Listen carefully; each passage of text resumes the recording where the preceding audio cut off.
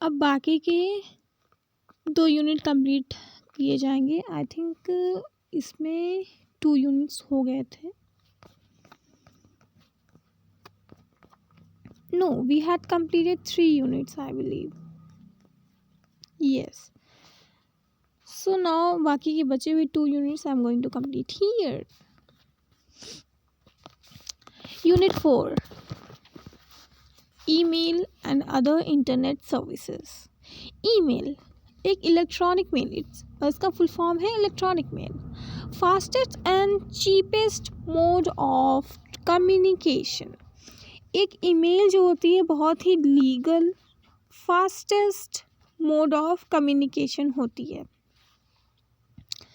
Cheapest है, इसमें कोई ज़्यादा खर्चा नहीं लगता। Use to send text, images, audio, video and documents. इनसे हम टेक्स्ट भेज सकते हैं, मतलब ईमेल के थ्रू हम टेक्स्ट भेज सकते हैं, इमेजेस भी अटैच करके भेज सकते हैं, ऑडियो भी इसके अंदर डाल सकते हैं, वीडियो ऑल्सो, और हम बहुत सारे डॉक्यूमेंट्स भी इनसे शेयर कर सकते हैं। Works on client server model. Client server model क्या होता है कि क्लाइंट जो होगा सर्वर को एक रिक्वेस्ट देगा और सर्वर उसी टाइम उस रिक्वेस्ट को एनालाइज करके फिर उसके हिसाब से तुरंत उसको रिस्पॉन्स देगा। ठीक, तो ये इस मॉडल पे वर्क करती है ईमेल। ठीक है, पहले जो क्लाइंट है वो अपने सर्वर को ईमेल सेंड कर देता है, देन सर्वर उसका रिस्पॉन्स करेगा। ठीक है। Requires internet connection and email account. देखो इसके लिए होना क्या क्या चाहिए, एक ईमेल हम लोगों के पास होना चाहिए, अकाउंट होना चाहिए उसका, प्लस हमारे पास इंटरनेट कनेक्शन होना चाहिए, यानी कि डेटा होना चाहिए, तभी तो सेंड हो पाएगी। Now structure of an email, है ना। तो ईमेल का क्या रहता है, सबसे पहले ईमेल एड्रेस डालते हैं, किसका, अपना डालते हैं, काइंड ऑफ इसमें अपना एग्जाम्पल डालते हैं। ठीक है, अपना डालते हैं एग्जाम्पल, मतलब इसमें होना क्या क्या चाहिए ये देख लो। यूज़र नेम होना चाहिए, इंडिविजुअल यूज़र डोमेन नेम होना चाहिए। ये मतलब ईमेल बनती कैसे है वो लिखा है। डन, ईमेल कैसी बनती है वो है ये। शुरू करते हैं। तो सबसे पहले होता है ईमेल हेडर, जिसमें हम टू लिखते हैं और जिसको भेज रहे हैं उसकी ईमेल डाल देते हैं। देन फ्रॉम होता है जिसमें हम अपनी खुद की ईमेल डालते हैं। देन सब्जेक्ट हम डालते हैं जो भी टॉपिक है उस चीज़ का, और फिर हम इसको CC BCC के थ्रू वो कर सकते हैं, लाइक इसको ब्रॉडकास्ट कर सकते हैं। आगे हो बहुत सारे लोगों को भेज रहे हैं तो हम रिसीवर्स में बहुत सारे लोगों को कनेक्ट करते हैं। ठीक है, क्लिक करते हैं, सेलेक्ट करते हैं। पर कार्बन कॉपी में क्या होता है कि आई थिंक कि कार्बन कॉपी में सबके पास पहुंच जाता है, एंड जिन जिन के पास गया है वो ये जान जाते हैं कि ये ईमेल मेरे ही जैसे किन किन लोगों के पास गया है। बेसिकली कार्बन कॉपी में ये होता है। ब्लाइंड कार्बन कॉपी में क्या होता है कि मैंने तो यहाँ से बहुत सारे इंसानों को भेजा है, बट वहाँ के उधर जो साइड वाला इंसान है वो सिर्फ यही जान पाता है कि अभी तो मेरे पास ही आई है। लाइक उसको नहीं पता होता है कि बाकी लोगों को भी ये ईमेल गई होगी। ठीक, ये दोनों केसेस तब आते हैं CC और BCC जब काइंड ऑफ रिसीवर्स ज़्यादा होते हैं तब, वरना no problem. Date and time when email is sent. अब डेट एंड टाइम उसमें आ जाता है ऑटोमेटिकली कि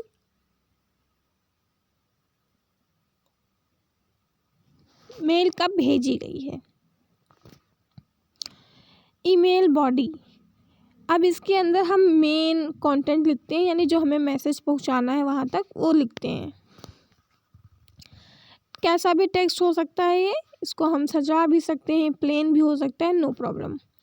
देन अटैचमेंट्स आती हैं, यानी कि हम इसमें और भी बहुत कुछ अटैच कर सकते हैं, जैसे कि हम व्हाट्सएप में इमेजेस, टेक्स्ट के अलावा हम लोग व्हाट्सएप में बहुत सारी चीज़ें अटैच कर सकते हैं ना। पिन पे क्लिक करके देन हम गैलरी में जाते हैं, फ़ोटोज़ देते हैं, या फिर डॉक्यूमेंट्स में डॉक्यूमेंट्स। ठीक ऐसे ही ईमेल में भी होता है। टेक्स्ट के अलॉन्ग हम फाइल्स भी भेज सकते हैं। वो कोई डॉक्यूमेंट हो सकता है, इमेज हो सकती है, या फिर PDF हो सकता है।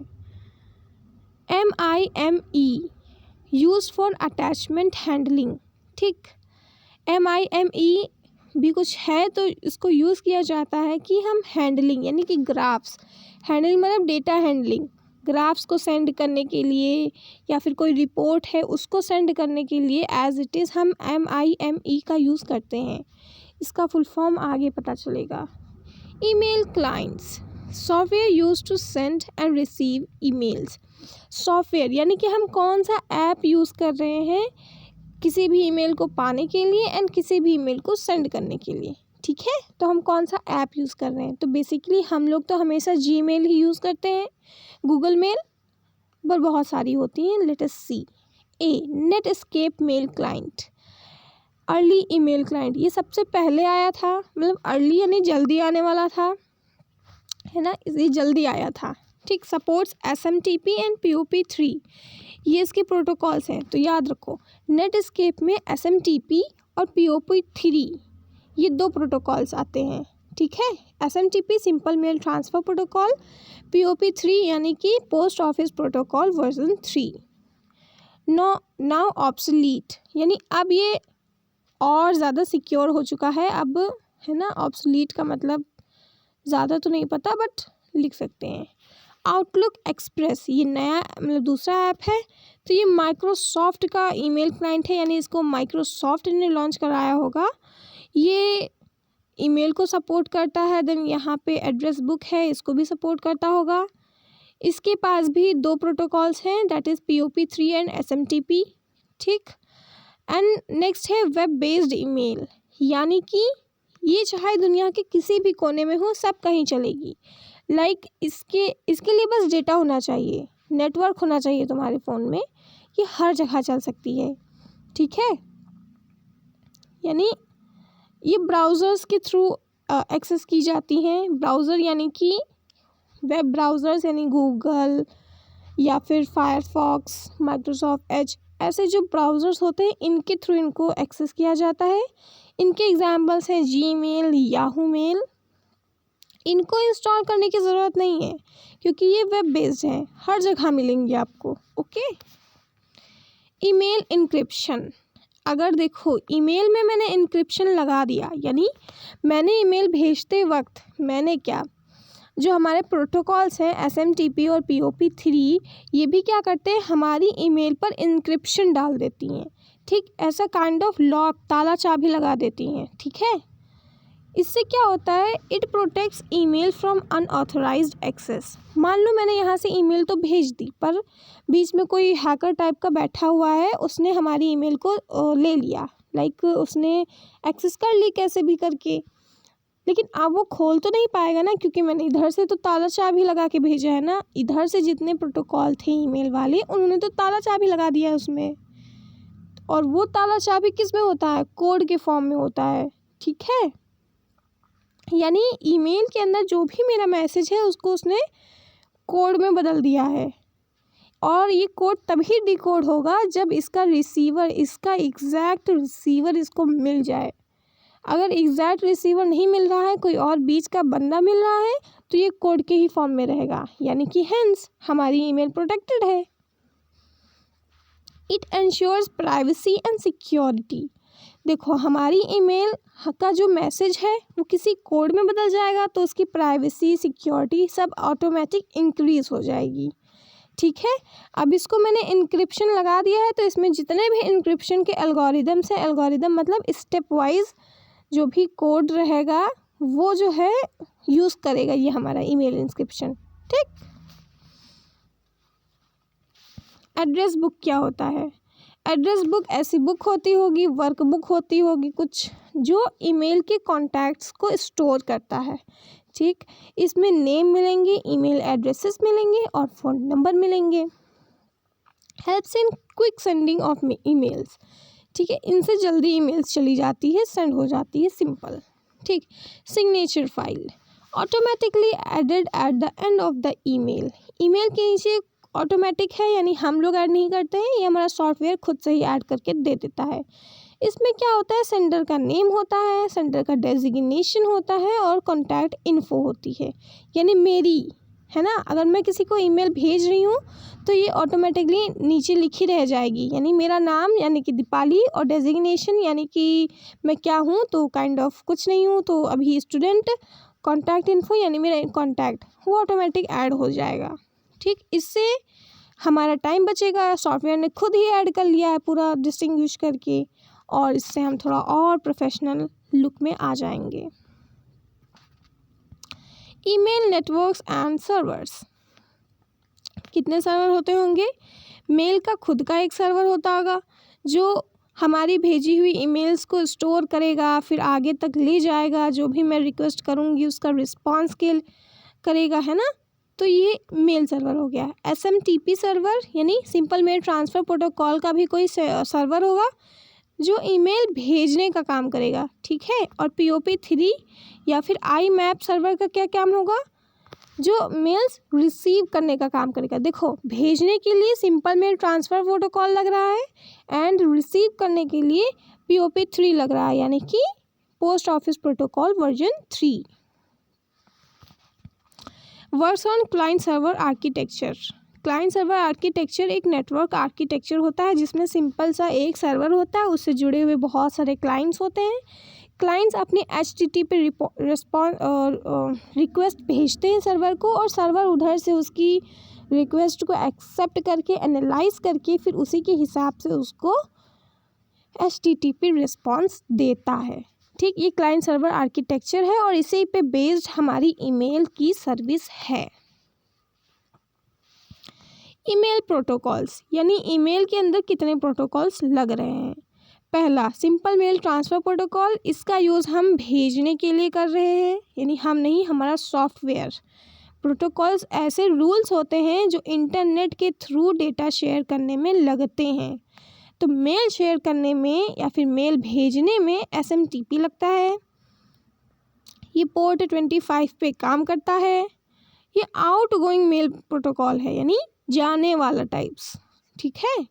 POP3 यानी post office protocol version 3 use होता है मेल को रिसीव करने में, और यानी कि जब ईमेल हमारे तक आ जाएगी तो उसको डाउनलोड करने में ये यूज़ होने लग जाएगा, ठीक। और ये ईमेल्स जो हैं वो सर्वर से रिमूव करा सकती हैं, मतलब जो ये POP3 क्या करता है कि सर्वर में से ईमेल को रिमूव करा के हमारे तक ले आता है ना।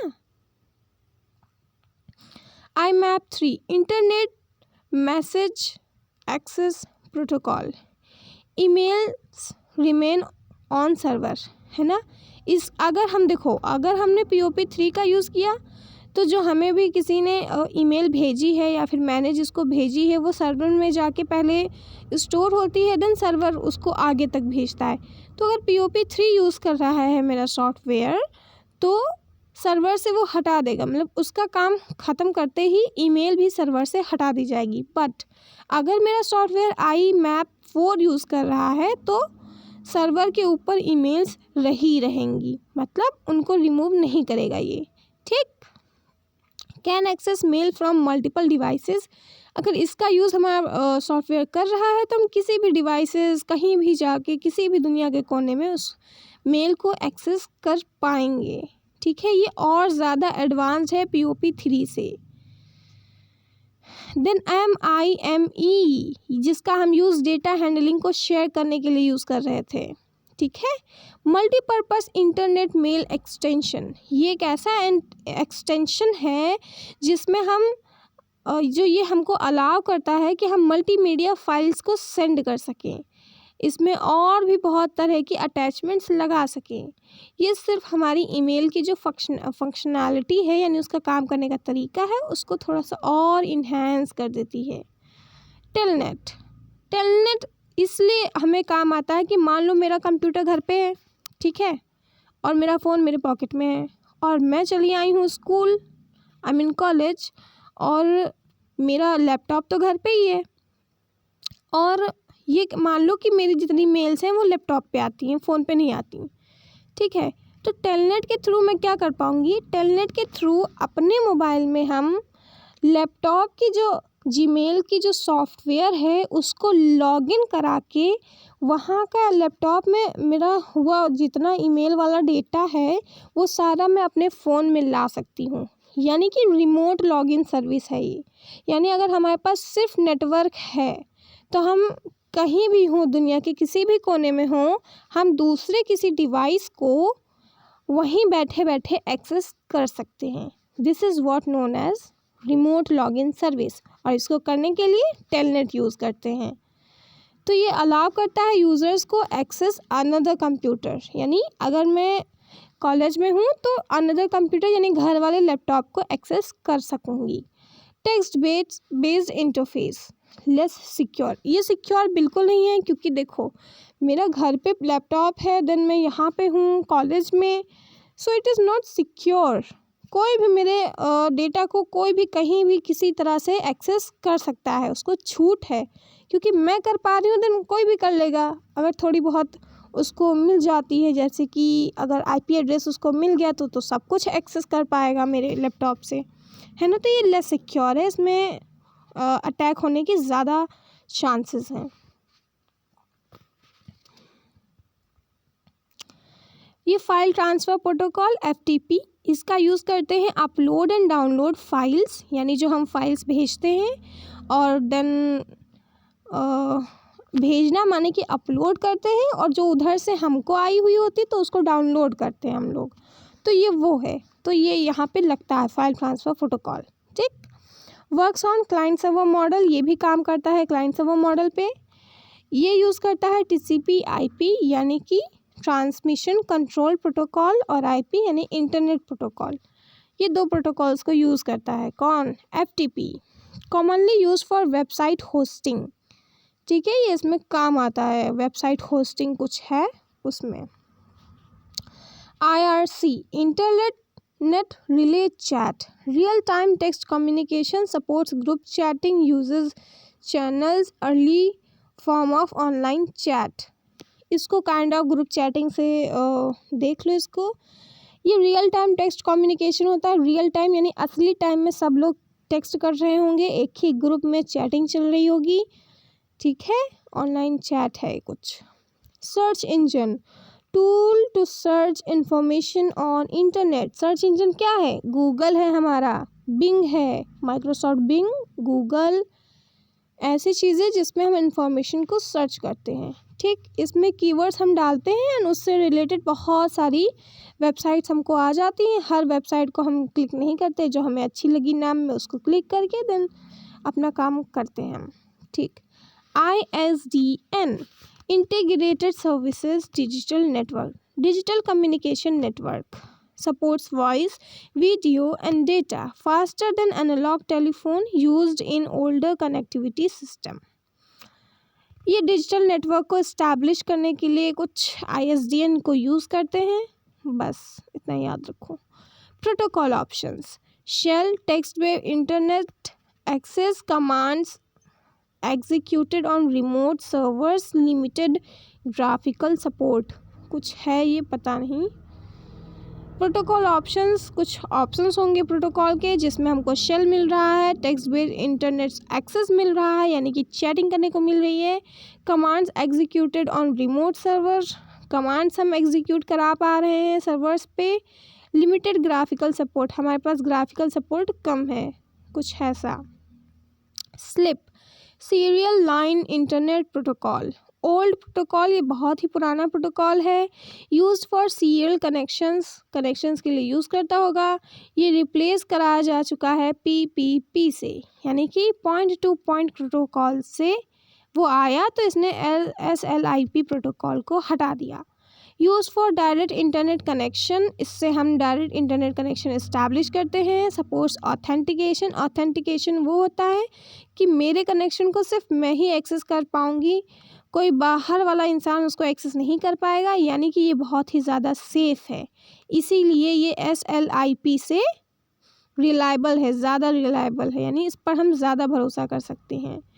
Service options, email services, file transfer services, remote login services, chat and communication services. हमें कितनी सर्विसेज मिल रही हैं, तो ये देखो इतनी सारी सर्विसेज मिल रही हैं। याद करो, ईमेल सर्विसेज हम कर पा रहे हैं, फाइल ट्रांसफ़र कर पा रहे हैं, ये सर्विस मिलती है। रिमोट लॉगिन कर पा रहे हैं, वो वाली सर्विस। और हम ग्रुप के थ्रू चैटिंग कर पा रहे हैं, कम्युनिकेशन कर पा रहे हैं टेक्स्ट बेस्ड, वो वाली सर्विसेज हमें वहाँ से मिलती हैं। Unit 5 management information system. Definition. A management information system is a system that collects, processes, stores and provides information to managers for planning, decision making and control. यानी मैनेजमेंट इंफॉर्मेशन सिस्टम एक ऐसा information system है जिसकी information हम managers को भेजते हैं। यानी जो हमारे CEOs हैं, मैनेजर्स हैं, उनको हम वो इन्फॉर्मेशन भेजते हैं ताकि वो अच्छे से प्लानिंग कर सकें, डिसीजन ले सकें और अपने कंपनी पर कंट्रोल बैठा सकें। ठीक, इंफॉर्मेशन सिस्टम का काम क्या होता था? डेटा को इंफॉर्मेशन में बदलना। ठीक है, और अब जो ये इंफॉर्मेशन है वो मैनेजर्स के पास जा रही है मैनेजमेंट इंफॉर्मेशन सिस्टम में। यानी इसमें बस इतना ही और आगे ऐड हो गया है। पहले लिखना कि management information system converts the data into information and that information is provided to the managers for planning, decision and control. Concept क्या है इसका?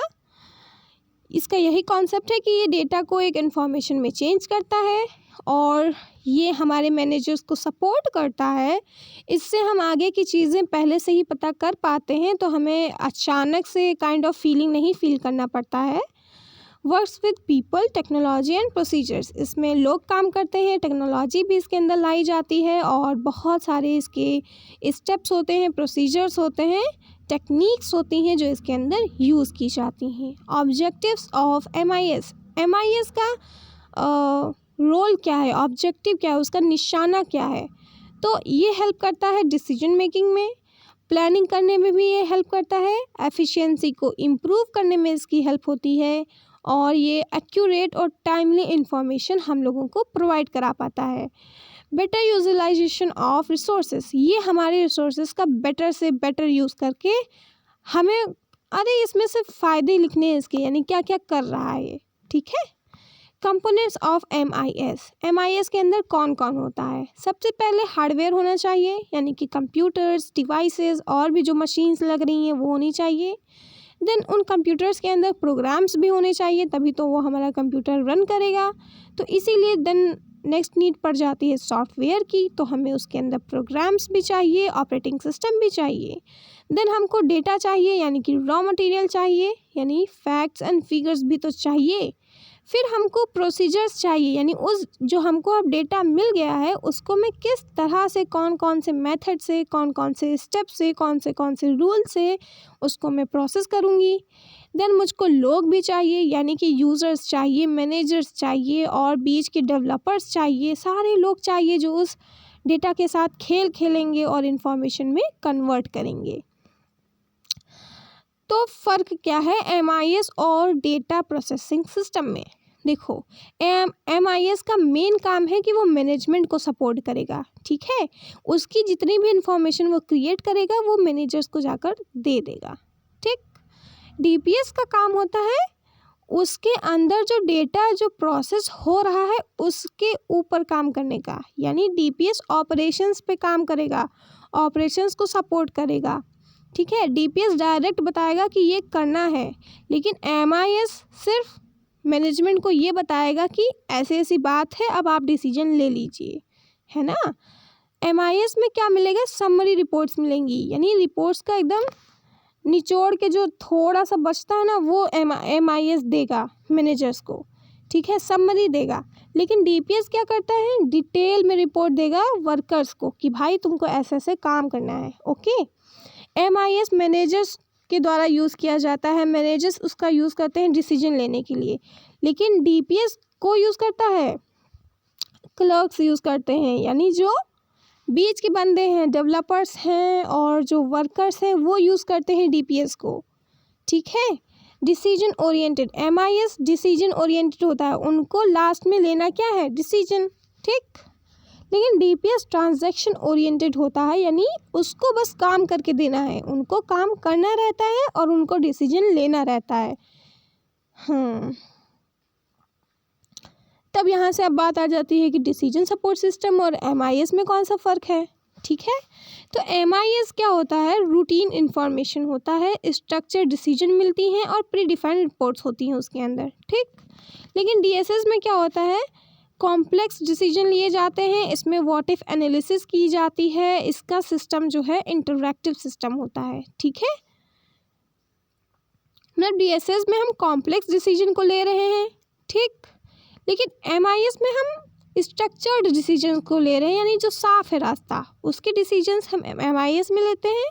DSS में हम कॉम्प्लेक्स से कॉम्प्लेक्स डिसीजंस को तोड़कर लेते हैं। ठीक है, अब MIS and information resource management में क्या तालमेल है।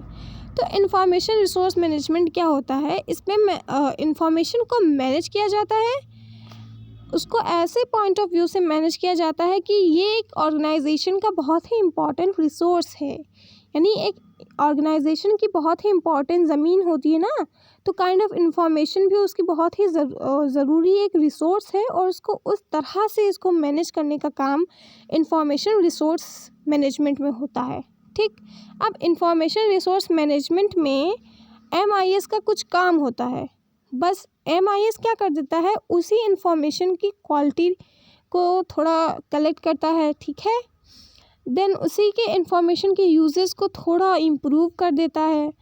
ठीक, और MIS क्या करता है, स्ट्रैटेजिक प्लानिंग में थोड़ा सपोर्ट करता है, और ये इंफॉर्मेशन कंट्रोल को इंश्योर करता है। यानी MIS का इतना रोल है किसके अंदर, IRM के अंदर।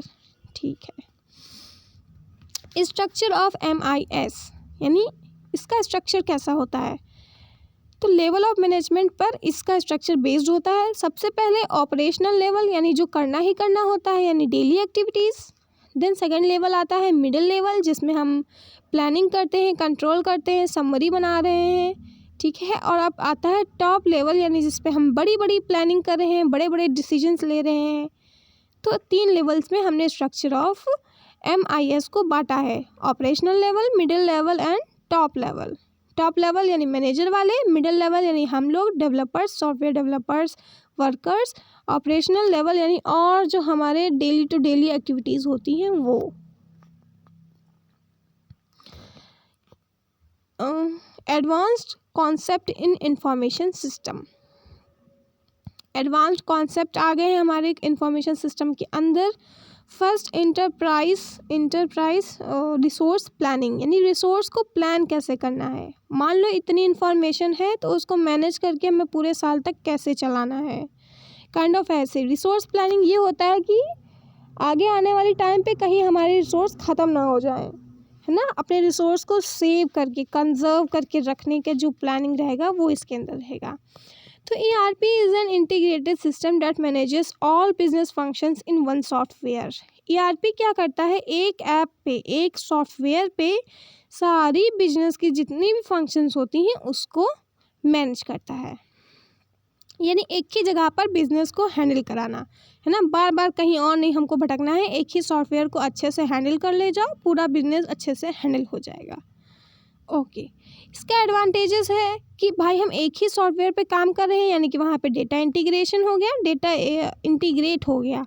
रिड्यूस्ड डुप्लीकेशन, यानी कि अब डुप्लीकेशन नहीं हो रहा है कि यहाँ पे डुप्लीकेट है फिर उधर भी गया तो डुप्लीकेट हो गया, एक ही जगह पे है तो एक ही चीज़ रहेगी, यानी डुप्लीकेट तो बनेगा ही नहीं।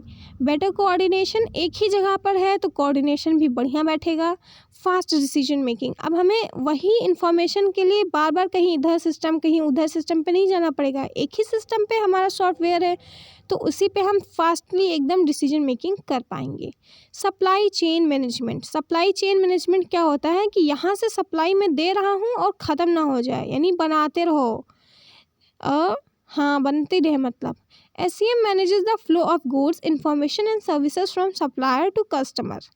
सप्लायर हम लोग हो गए यानी कंपनी वाले लोग, कस्टमर यानी कि जो उसको ख़रीद रहा है, जो उसको यूज़ कर रहा है।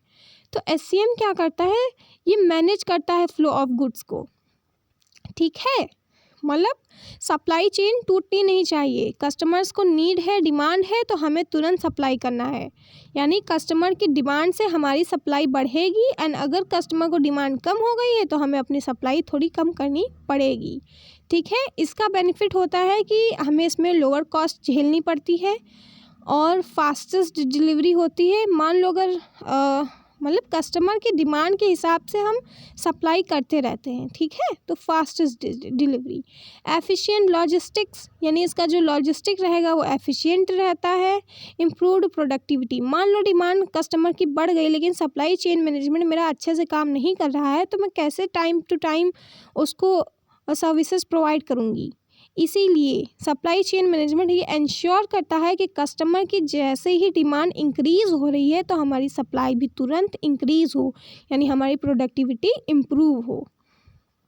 कस्टमर रिलेशनशिप मैनेजमेंट, कस्टमर से सप्लायर की रिलेशनशिप को मैनेज करने के लिए ये नया एक कॉन्सेप्ट है उसके अंदर MIS के अंदर। तो CRM क्या है? It manages customer interactions to improve satisfaction and sales. ये कस्टमर की इंटरेक्शंस को मैनेज करता है, ठीक है, ताकि मैं सेटिस्फैक्शन और सेल्स में फ़ायदा मिल सके। बेनिफिट क्या होता है इसमें? हम कस्टमर की रिटेंशन को देख पाते हैं, मतलब कस्टमर को निराश नहीं करते बेसिकली। बेटर सर्विस दे पाते हैं, प्रॉफिट अपना इंक्रीज़ कर पाते हैं और कस्टमर से अपनी रिलेशनशिप को और स्ट्रॉन्ग करते हैं। अब लास्ट में देखते हैं कि MIS का क्या एडवांटेज है। तो MIS का सिंपल सा यही एडवांटेज है, क्योंकि ये इन्फॉर्मेशन को बहुत ही अच्छे से हैंडल कर रहा है, तो ये हमारा सिर्फ हेल्प कर पाएगा किस में बेटर डिसीजंस को लेने में, प्लानिंग को और ज़्यादा इम्प्रूव करने में, अपनी कंपनी की काबिलियत को और ज़्यादा एफिशिएंट करने में, बेटर कंट्रोल करने में, और एडवांटेज होगा कंपटीशन के अंदर इसके थ्रू। अब इसकी कुछ कमियां भी हैं, लिमिटेशंस भी हैं। तो MIS को सेटअप करने के लिए हमारा पैसा बहुत लग जाता है, यानी सेटअप, हम इसको अगर अपनी कंपनी में सेटअप कर रहे हैं, that is management information system को, तो इसकी कॉस्ट ज़्यादा है। और इसको एक्शन में लाने के लिए जो डेटा रहेगा वो एक्यूरेट होना चाहिए, यानी वो डेटा 100% सही होना चाहिए, ये नहीं कि कहीं से भी बटोर लाए। इसके अंदर डेटा डालने के लिए हमको उसकी एक्यूरेसी चेक करनी पड़ती है, ठीक है। रिक्वायर्स स्किल्ड स्टाफ, यानी इसका जो स्टाफ होना चाहिए, यानी डेवलपर्स जो होंगे, मैनेजर्स जो होंगे, वर्कर्स जो होंगे, जो सब कुछ हैंडल कर रहे होंगे, ये सब लोग स्किल्ड होने चाहिए, यानी नौसखिया लोग नहीं चलेंगे। Then limited for unstructured problems, ऐसी प्रॉब्लम्स जो अनस्ट्रक्चर्ड होती हैं, यानी ऐसी प्रॉब्लम्स जिनके हाथ पैर नहीं होते हैं, जो हमें काइंड ऑफ स्ट्रक्चर दिख ही नहीं रहा होता उसका, इसके लिए हम इसको यूज़ नहीं कर पाते हैं MIS का। यानी कि कॉम्प्लेक्स प्रॉब्लम्स को सॉल्व करने के लिए MIS नहीं लगेगा, तब क्या लगने लगता है? कॉम्प्लेक्स डिसीजन को लेने में कौन सिस्टम काम आता है? डिसीजन सपोर्ट सिस्टम, ऊपर बताया था ना। यानी जब कॉम्प्लेक्स प्रॉब्लम्स आ जाती हैं तो उनको कंट्रोल करने के लिए, उनको लेने के लिए, ये देखो कॉम्प्लेक्स डिसीजंस लेने के लिए DSS यूज़ होता है, ठीक है। और MIS जो है रूटीन इंफॉर्मेशन स्ट्रक्चर्ड डिसीजंस लेता है। स्ट्रक्चर्ड डिसीजन MIS लेता है और कॉम्प्लेक्स डिसीजन DSS लेता है। यही इसकी कमी है। MIS जो है वो कॉम्प्लेक्स डिसीजंस नहीं ले सकता है, वो सिर्फ और सिर्फ स्ट्रक्चर्ड डिसीजंस लेगा, यानी स्ट्रक्चर्स प्रॉब्लम्स का ब्रेक डाउन कर पाएगा बस। So your unit is done. और कल मेरा यूनिट 3 के लास्ट में 2 टॉपिक्स रह गए थे। तो प्रोटोकॉल ऑप्शंस में फाइल ट्रांसफ़र प्रोटोकॉल इसीलिए यूज़ होता है ताकि हम फाइल को अपलोड कर सकें, डाउनलोड कर सकें। SMTP यानी सिंपल मेल ट्रांसफ़र प्रोटोकॉल का यूज़ हम ईमेल्स को सेंड करने के लिए करते हैं। POP3 और IMAP, इन दोनों प्रोटोकॉल्स का यूज़ हम ईमेल को रिसीव करने में करते हैं। TCP/IP का यूज़ हम सिर्फ और सिर्फ इंटरनेट में कनेक्शन लाने के लिए, इंटरनेट में अगर हमको कनेक्शन चाहिए, इंटरनेट पे हमें अपना काम करवाना है, डेटा इधर से उधर भेजना है, तो TCP और IP का यूज़ होता ही होता है, ठीक। POP3 और IMAP में फ़र्क क्या होता है? POP3 थोड़ा सा कम रिलायबल है, पर IMAP थोड़ा ज़्यादा रिलायबल है, ठीक है। आई मैप जो है वो POP3 का ही एक्सटेंडेड वर्जन है, यानी POP3 के बाद आया है आई मैप। सर्विस ऑप्शंस, यानी हमें सर्विस कितनी मिल रही हैं, डायल अप सर्विसेज मिल रही हैं, ब्रॉडबैंड सर्विसेज मिल रही हैं, लीज्ड लाइन सर्विसेज मिल रही हैं, वायरलेस इंटरनेट सर्विसेज मिल रही हैं। ये 4 काइंड ऑफ सर्विसेज हैं। अब इनको अच्छे से ChatGPT पे या फिर सर्च करके पढ़ लेना, या फिर इसी को बढ़ा बढ़ा के लिख देना। यानी कि डायल अप सर्विसेज में क्या लिख सकते हो, यानी कि मैंने यहाँ पे कनेक्शन बैठा लिया अपना, है ना, जैसे ही मैंने इंटरनेट के थ्रू कनेक्शन पा लिया, ठीक, तो मैं अब चाहे जितना मेरा डेटा हो, चाहे जितनी मेरी फाइल्स हो, मैं अपने एंड से अपने रिसीवर के एंड तक तुरंत इसको भेज सकती हूँ, ठीक। ये डायल अप सर्विसेज में डाल दिया। ब्रॉडबैंड सर्विसेज, यानी कि हम ब्रॉडकास्ट कर सकते हैं, यानी अपनी चीज़ को हम वाया इंटरनेट कहीं भी फैला सकते हैं। यानी इसमें आ जाएंगी सोशल मीडिया सर्विसेज, यानी कि इंस्टाग्राम, फेसबुक, ट्विटर और ये सारी जो सर्विसेज हैं ये ब्रॉडबैंड में आ जाएंगी। यानी कि एक सिंगल यूज़र जो है वो rest of the country, rest of the world से कांटेक्ट कर सकता है ब्रॉडबैंड सर्विसेज के through. Leased line services, leased line यानी कि कॉल टू कॉल जो हम बात कर रहे हैं, यानी 1 पर्सन टू 1 पर्सन जो बात होती है, that is called leased line services. इसमें ये कर सकते हैं। वायरलेस इंटरनेट सर्विसेज, यानी वायरलेस जो कनेक्शंस नहीं है बट फिर भी हम इंटरनेट सर्विसेज को यूज़ कर पा रहे हैं, यानी कि अमेज़ॉन पे शॉपिंग कर पा रहे हैं, स्विगी से खाना खरीद पा रहे हैं, और भी जो भी मतलब जहाँ भी ले पा रहे हैं, यानी वायरलेस इंटरनेट कनेक्शंस। हम ई-कॉमर्स कर पा रहे हैं, ई ट्रेड कर पा रहे हैं, ई स्टडी कर पा रहे हैं, हर चीज़ हम इलेक्ट्रॉनिकली घर बैठे कर सकते हैं। तो वायरलेस ही तो है, हमारा कहीं तार तो कनेक्ट नहीं है अमेज़ॉन से जाकर, no, but it is wireless connection, और वायरलेस कनेक्शन के थ्रू हम इतनी सारी सर्विसेज पा सकते हैं। So it is done here. BOI is 2 be complete, 1 be complete, done.